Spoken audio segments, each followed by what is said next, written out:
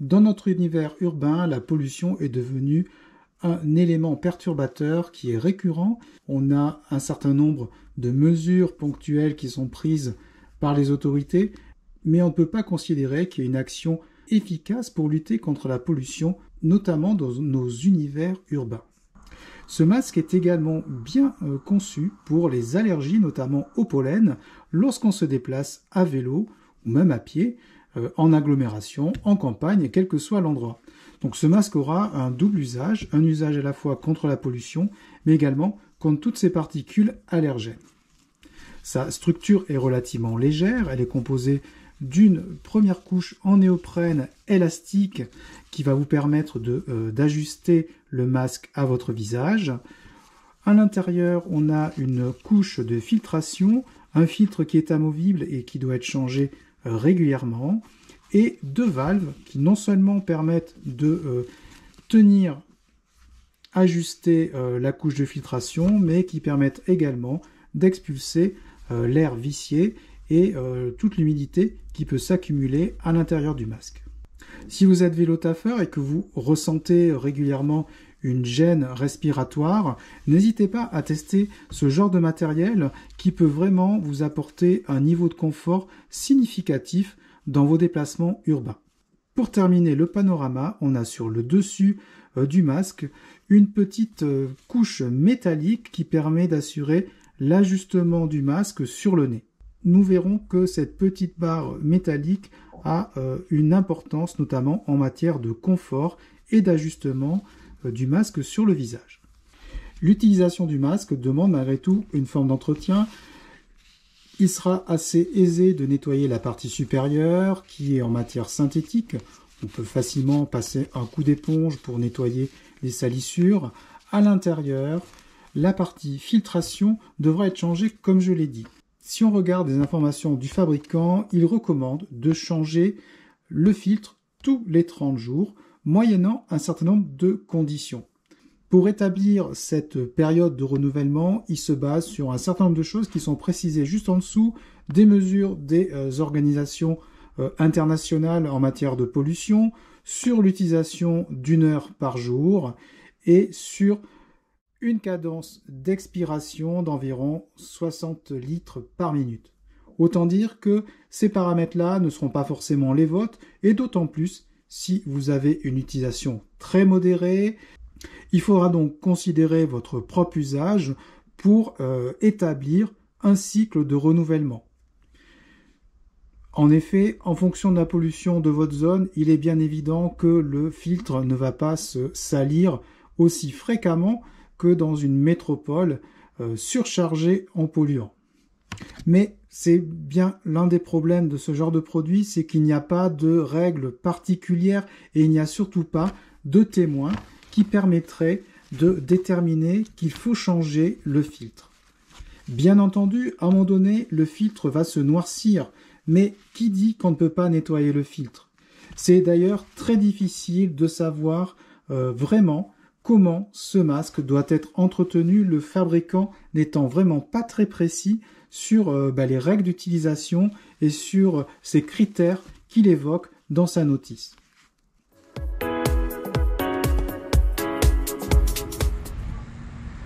Alors, chers amis, on teste le Respro City. Alors j'espère que vous m'entendez bien parce que la voix est vraiment étouffée avec ce masque. Ça fait 3 jours qu'on l'utilise et déjà on peut voir des points importants. Le premier point, c'est la filtration. Alors j'étais assez sceptique au départ de l'efficacité de ce masque, mais déjà les commentaires des utilisateurs que l'on peut retrouver sur le net et même sur les sites de vente à distance sont dans l'ensemble assez positifs.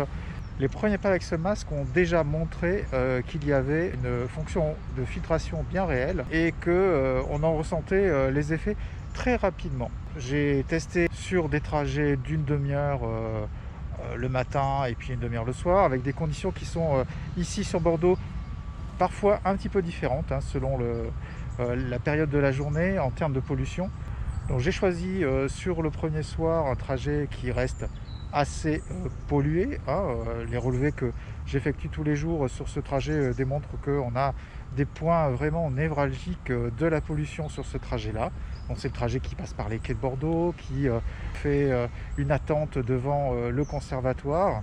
Et effectivement, sur ce trajet-là, quand je suis rentré chez moi, je n'ai pas eu cette gêne respiratoire que j'ai régulièrement le soir. Alors qu'on n'associe pas forcément à la pollution, hein. Ça peut être une toux, on a l'impression qu'on est enrhumé ou qu'on a une gêne respiratoire. Je me suis rendu compte très rapidement que les symptômes que j'avais identifiés étaient liés probablement à la pollution. Alors je dis probablement parce que bon, je ne suis pas médecin, je n'ai pas un laboratoire scientifique à ma main pour effectuer des tests physiologiques, mais la première impression était relativement positive.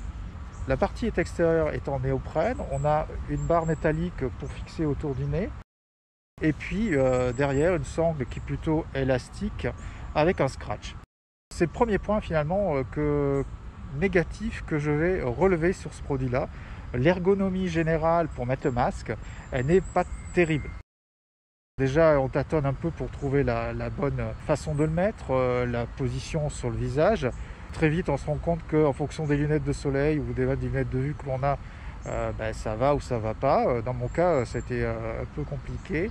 En fonction de la forme de votre visage, et c'est aussi un des points que moi j'ai pas forcément relevé dans les commentaires que j'ai vus des acheteurs, mais en fonction de la forme du visage, ce masque il peut très bien ne pas aller du tout. Dans mon cas, c'est très limite, hein, puisque la partie qui serre le nez, elle a tendance à vraiment me le serrer et m'empêcher de respirer par le nez. Et là, je me suis retrouvé, en tout cas sur les premières sorties, à devoir respirer, inspirer et expirer par la bouche parce que mon nez était totalement bloqué. Au bout de 3 jours, j'ai pas vraiment encore trouvé la solution pour mettre correctement le masque, qui a tendance parfois même à légèrement glisser. Alors il est conseillé de bien le serrer, mais à un moment donné, si c'est trop serré, vous avez un sentiment d'étouffement et puis un espace pour respirer qui se restreint et qui peut vraiment générer une gêne importante. L'autre point qui était un point de questionnement, c'était quelle est la perception de ce masque-là en fonction des conditions climatiques.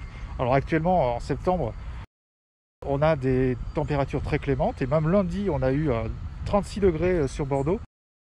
J'ai pédalé à cette période-là de la journée et j'ai été assez surpris du confort thermique.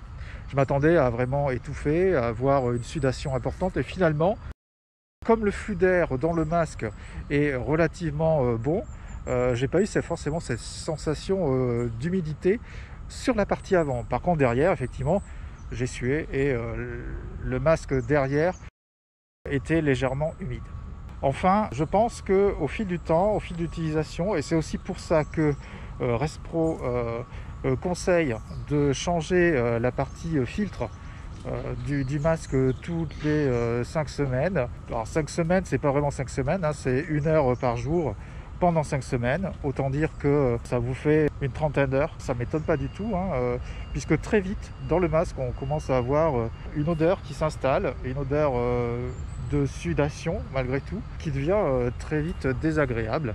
Donc les premiers pas avec ce masque sont déjà dans l'ensemble positifs, même si je trouve que le confort d'utilisation n'est pas très bon, en tout cas dans mon cas. C'est problème d'ergonomie, hein, de forme de visage, donc ça ne va pas aller à tout le monde. On a sur ce Respro City 2 tailles, une taille M et une taille L. Je porte la taille L.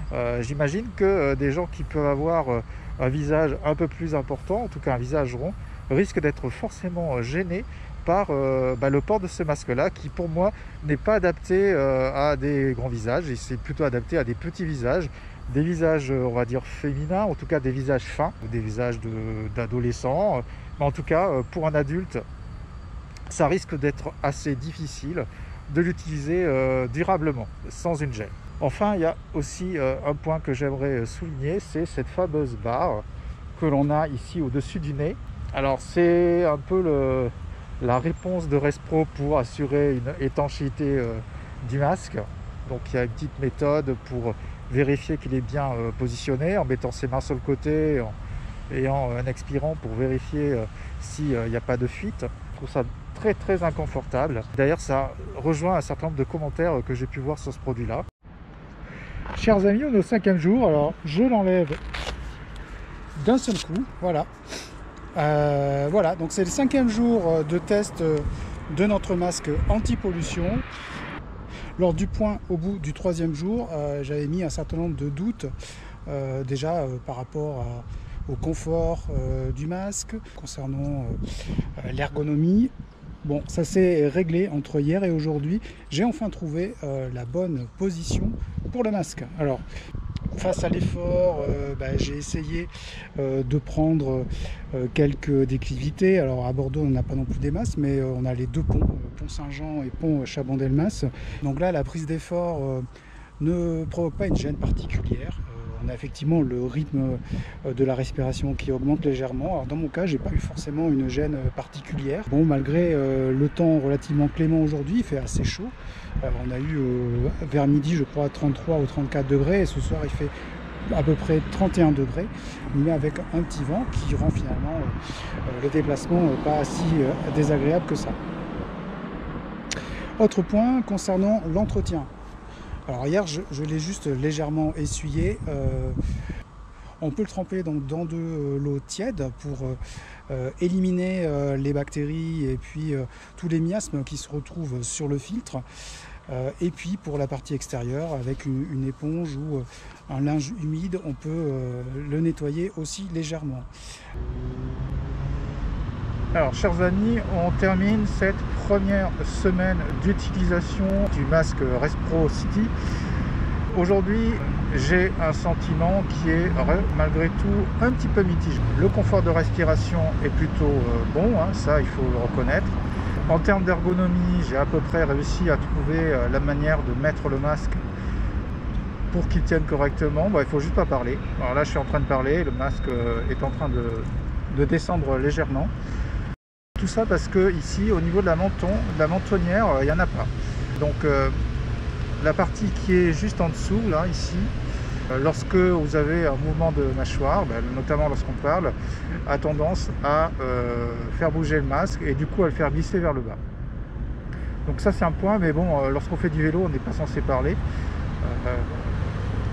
Donc on va mettre ça un peu de côté.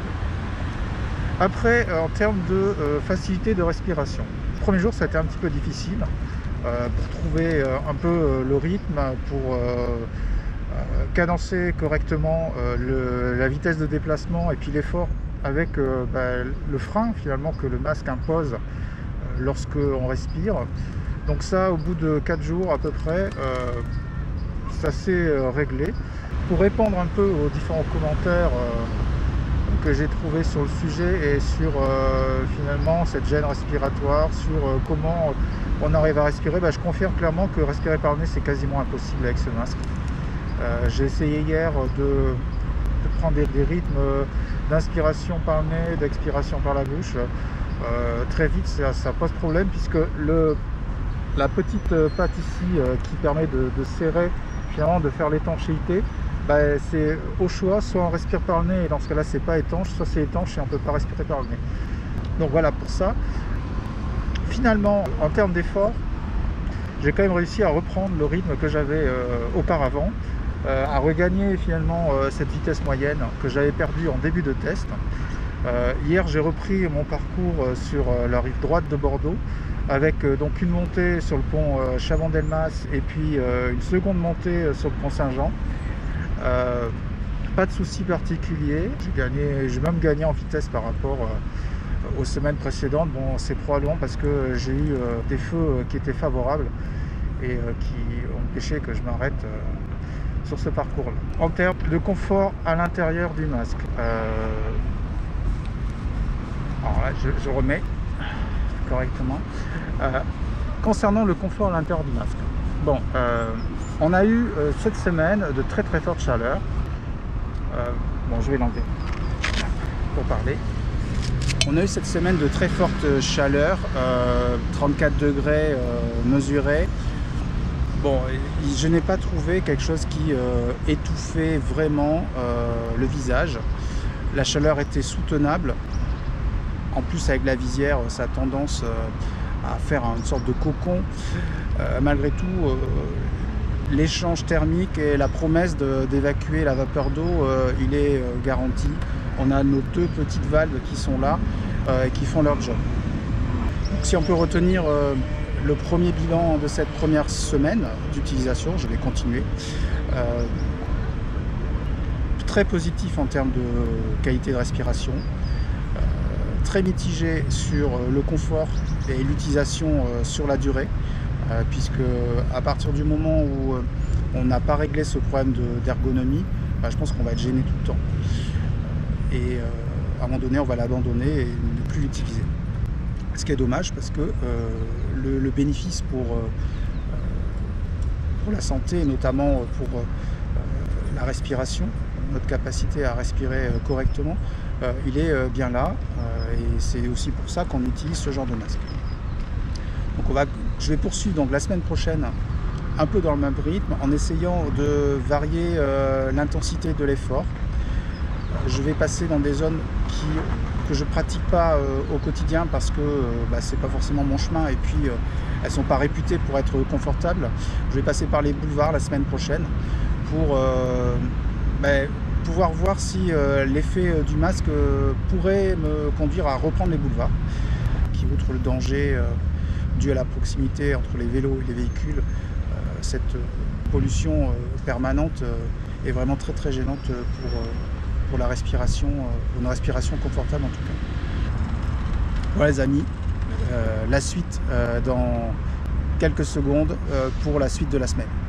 On se trouve au 10e jour du test de notre masque Resprocity. Je vais vous expliquer pourquoi j'avais prévu initialement de faire 2 semaines pleines et je m'arrête au bout de ce 10e jour. Alors ça ne remet pas en question les qualités de filtration de ce masque. Au bout de 10 jours, pas de choses à dire de plus que ce que j'avais remarqué au bout de 2-3 jours. La filtration apporte un confort certain. La sensation du masque sur le visage, au bout d'un moment, on s'y habitue. Donc sur ce point-là, pas de souci. En revanche, depuis la fin de la semaine précédente, j'ai fait d'autres tests. Un test longue durée d'utilisation et puis quelques constats supplémentaires qui font qu'aujourd'hui, je vais arrêter l'utilisation de ce masque. Donc j'ai fait un test complémentaire sur une durée d'utilisation plus longue que ce que j'avais fait au quotidien. Donc je vous avais dit au quotidien 1 demi-heure le matin et 1 demi-heure le soir. Donc là, pas de souci particulier. En revanche, j'ai fait une sortie d'à peu près 1h30 en continu avec le masque. Alors, une sortie pas forcément sportive, une distance plus longue, justement pour voir si ce masque sur une durée plus importante avait finalement un comportement identique et si on avait des sensations différentes. Alors là, je confirme qu'effectivement, au bout d'1h30, on étouffe littéralement sous le masque. Alors, j'ai pas réussi à déterminer pourquoi. Il n'y a pas forcément d'humidité à l'intérieur, mais par contre, on a un sentiment un petit peu d'étouffement sur une plus longue durée. Alors, ça confirme aussi un peu les impressions que certaines personnes ont avec les masques qu'on met finalement aujourd'hui au quotidien dans le cadre de la pandémie Covid-19. Effectivement, au bout d'un certain temps, on a des sensations d'étouffement, de rougeur. Là, la sensation avec ce masque-là est à peu près la même au bout d'une certaine durée. Alors, je me demande si c'est pas pour ça que Resprocity parle dans ses descriptions d'1 heure d'utilisation par jour. Est-ce que c'est pas pour justement se focaliser sur cet usage un petit peu court, un usage urbain de trajet de moins de 8-10 km qui semble finalement les conditions les plus adaptées à ce masque. Après 10 jours, je me suis rendu compte que le masque il me blessait le nez. Alors est-ce que c'est parce que je porte des lunettes de soleil quasiment systématiquement? Est-ce que c'est la forme de mon casque? J'en ai aucune idée. Mais ce qui est certain, c'est que sur la partie haute du nez, j'étais en sang au bout de 9 jours. Donc ça faisait le masque avec sa partie métallique qu'on a ici. Voilà, ici. Râper mon nez, alors est-ce que c'est la forme de mon nez? Je ne sais pas. Je ne sais pas vraiment le déterminer.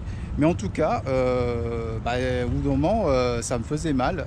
Et du coup, j'ai décidé d'arrêter l'utilisation de ce masque pour cette raison-là. Alors l'ergonomie d'un masque, c'est vraiment ce qui va vous permettre de le garder et d'utiliser de manière très fréquente, quotidienne, si vos déplacements sont quotidiens. Et là, en l'occurrence, moi je trouve que sur ce masque-là, le gros point de défaut est vraiment la partie qu'on a sur le dessus, qui n'est pas très confortable. Il faut souvent la réajuster en fonction des lunettes que vous portez et même du casque. Moi j'ai un casque avec visière qui descend très près du nez, alors c'est peut-être ça qui a favorisé cette blessure. En tout cas, c'est pas vraiment génial de devoir tout le temps l'ajuster. Le masque il tombe quand même de temps en temps. Sur un trajet où finalement on doit déjà se concentrer sur la sécurité, sur les autres usagers, devoir en plus avoir à remonter le masque, le régler, c'est pas vraiment très confortable et vraiment terrible. Alors moi je ne suis pas fan de ce mode d'attache sur le nez. D'autres produits n'ont pas ça et ont une forme finalement qui est beaucoup plus englobante, qui favorise une tenue du masque plus naturelle. Donc, je verrai si je vais faire un test complémentaire avec un masque d'une autre marque. En tout cas, celui-là, il ne me va pas vraiment. Pour résumer, on a des effets vraiment positifs par rapport à la pollution, on le sent. Donc ça c'est déjà bien. Lorsqu'on a une perception au niveau des voies respiratoires, d'une gêne que l'on n'a plus, ça c'est déjà positif et le contrat est rempli. Après, le confort, c'est comme des chaussures, comme n'importe quel vêtement. Tous les produits ne vont pas à tout le monde et en l'occurrence ce masque là il ne me va pas et c'est pour ça que je vais abandonner. Alors moi, l'inconvénient de ce genre de produit c'est qu'il faut l'acheter avant de le tester et là en l'occurrence ça pose vraiment question. S'il n'est pas adapté, vous avez un achat pour rien. Moi je vous encourage finalement presque d'acheter en commun un masque, plusieurs filtres. De toute façon on peut légèrement les laver pour voir si sur votre visage ça convient. Voilà, donc en bilan de ce test-là, des points positifs. Moi, je conseille ce genre de type de produit. En revanche, le point négatif, c'est que ça ne va pas à tout le monde. Et en l'occurrence, vous pourriez avoir un achat qui soit perdu et pas efficace. Voilà. Donc, je vous laisse sur ces mots-là et je vous dis simplement à bientôt dans d'autres vidéos sur le thème de la pollution. On va faire une vidéo en suivant. Qui va traiter des choix d'itinéraire pour optimiser finalement votre déplacement en fonction des conditions de pollution qu'on a pu mesurer les jours précédents ou de manière régulière ou en fonction des bulletins de pollution qu'on peut avoir sur différentes applications disponibles sur les smartphones ou des bulletins de pollution qui sont diffusés à la radio.